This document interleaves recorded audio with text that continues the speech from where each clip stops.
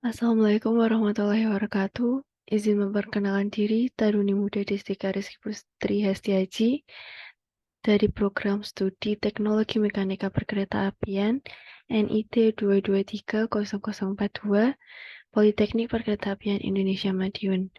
Dalam video ini, saya akan menjelaskan mengenai sistem pengaturan.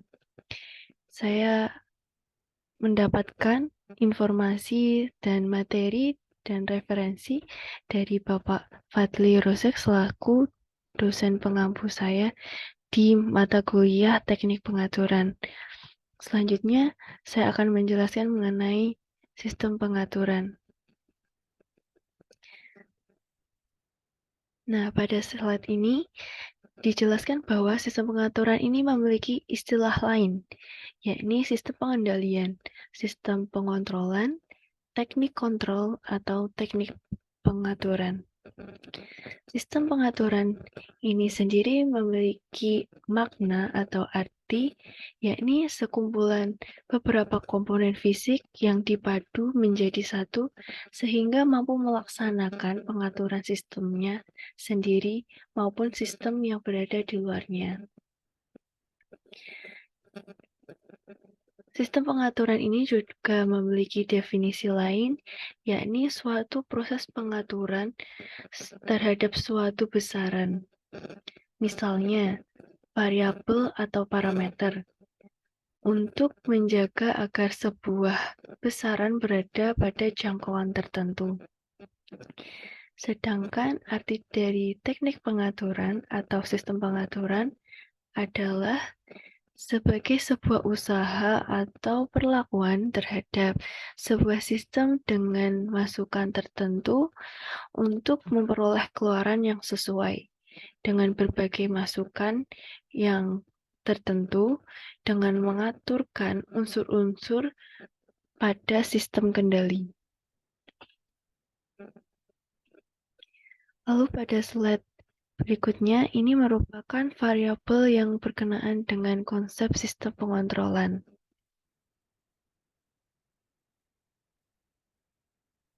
Variabel yang pertama, yakni masukan atau input, merupakan aksi yang berasal dari luar sistem untuk diterapkan ke sebuah sistem kendali dalam mendapatkan respon tertentu.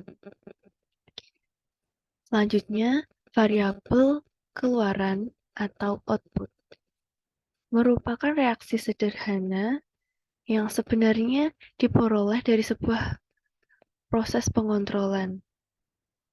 Selanjutnya, yakni variabel sistem. Pada variabel ini bertujuan untuk mengerti atau mengatur serta mengendalikan bagian-bagian di lingkungan. Selanjutnya, yakni variabel proses atau pengolahan. Pada variabel ini dijelaskan mengenai tahap-tahap proses yang dilakukan untuk melakukan sistem pengontrolan agar berjalan sesuai dengan yang telah ditentukan. Ini merupakan gambaran sistem pengendalian, dan di sini ada variabel-variabel yang tadi sudah saya jelaskan, yakni masukan, lalu pengolahan, keluaran, dan sistem pengendalian umpan balik. Pada variabel ini berhubungan satu sama lain, sehingga mereka tidak dapat dipisahkan karena memang setiap adanya sistem pengendalian harus melalui variabel-variabel yang telah ada. Selanjutnya, saya akan menjelaskan mengenai pengelompokan sistem pengaturan. Ada beberapa pengelompokan dari sistem pengaturan ini. Yang pertama, yakni sistem kontrol manual. Merupakan sistem pengendalian di mana manusia memiliki peran yang dominan dalam aksi pengontrolan sebuah alat. Contohnya, menyalakan dan mematikan kompor gas. Jadi dapat dijelaskan di sini bahwa manusia memiliki peran yang sangat penting. Dari contohnya ini menyalakan dan mematikan kompor gas. Di sini manusia sebagai Peran terpenting akan menyalakan atau mematikan kompor dengan langsung. Jadi, manusia ini untuk melakukan kegiatan seharinya menggunakan kompor gas, pastinya mereka perlu mematikan atau menyalakan kompor apabila mau digunakan maupun sudah digunakan, sudah selesai digunakan. Pada sistem kontrol manual, terdapat patokan atau referensi dan pembanding untuk mendeteksi adanya penyimpangan dan tidak dalam sistem kendali tersebut. Selanjutnya, pada sistem kontrol otomatis, merupakan sistem kontrol di mana manusia dalam aksi pengendalian digantikan oleh sistem mekanik maupun elektrik dan mampu melakukan peran seperti manusia.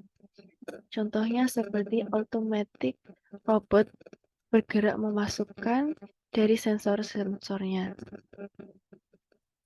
Pada sistem kontrol otomatis, ini terjadi pengukuran terhadap aliran, pembandingan hasil pengukuran dengan kapasitas maksimum, dan melakukan koreksi, yakni dengan cara pemutusan arus listrik. Pengelompokan selanjutnya adalah sistem kontrol simpel terbuka atau open line control system, merupakan pengendalian di mana besaran keluaran tidak memberikan pengaruh terhadap besaran harga masukan. Contohnya yakni sistem kendali jelajah kendaraan. Selanjutnya ada sistem kontrol simpel tertutup atau closed load control system.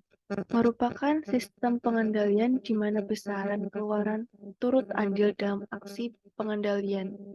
Contohnya, sistem pengaturan temperatur setrika listrik. Ini merupakan diagram blok sistem kendali kendaraan.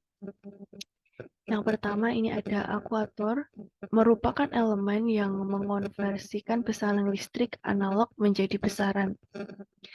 Selanjutnya ini ada karburator, merupakan alat yang mencampurkan udara dan bahan bakar untuk sebuah mesin pembakaran. Lalu torsi usikan, merupakan energi atau gaya yang dikeluarkan untuk menghasilkan energi kinetik. Selanjutnya ini ada mesin dan beban. Di sini ada saklar temperatur, merupakan termostat atau bekerja dengan berdasarkan perubahan temperatur. Selanjutnya ini ada elemen pemanas, dibuat dari bahan nikron, karena bahan nikron ini dapat menjadi konduktor yang baik untuk mengubah energi listrik menjadi energi panas. Lalu mendapatkan tegangan listrik yang berupa load yang disalurkan pada setrika, lalu mendapatkan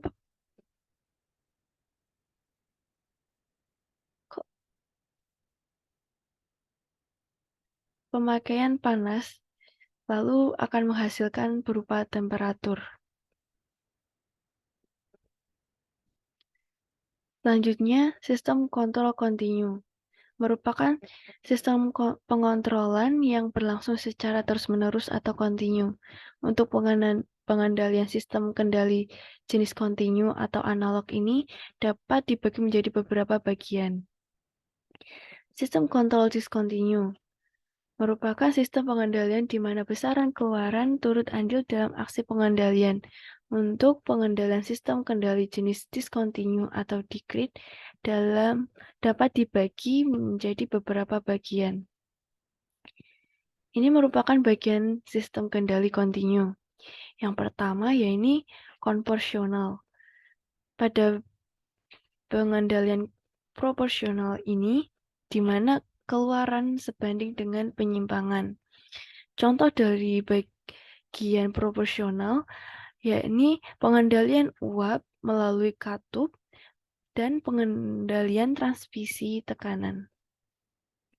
Bagian selanjutnya yakni integral. Pada pengendalian integral ini di mana keluaran selalu berubah-ubah. selama terjadi defisiasi dan kecepatan perubahan keluaran tersebut sebanding dengan penyimpangan.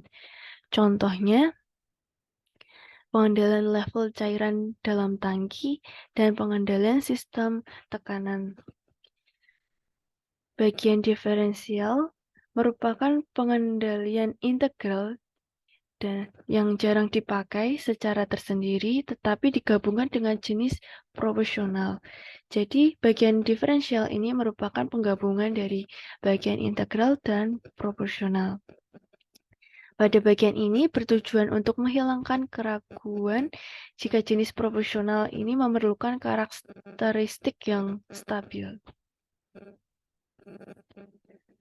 Lalu ada bagian sistem pengendalian diskontinu.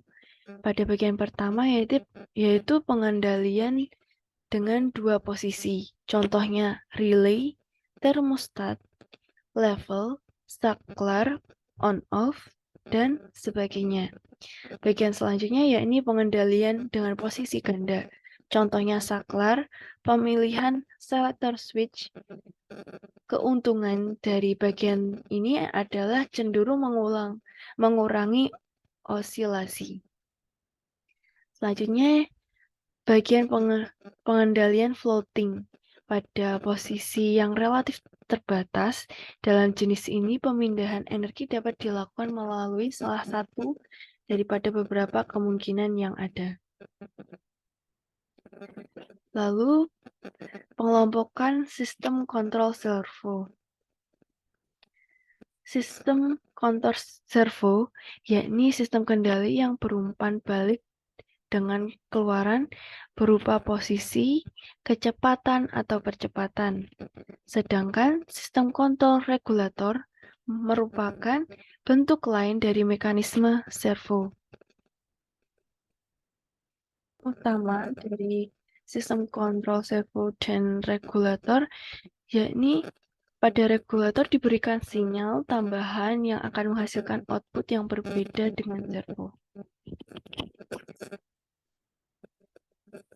Lalu sistem kontrol menurut penggerak. Ini terdiri dari pertama elektriks, yang kedua pneumatik atau berupa udara dan angin, lalu yang ketiga yakni hidrolis yang berupa cairan, yang keempat mekanis.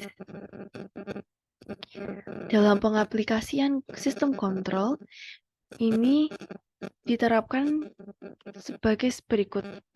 Pada sistem kendali proses, sistem kendali pembangkit tenaga listrik, lalu kendali operasi numerik, yang keempat kendali di bidang transportasi, yang kelima mekanisme servo, dan yang keenam kendali di bidang non-teknik. Terima kasih, sekian dari video ini.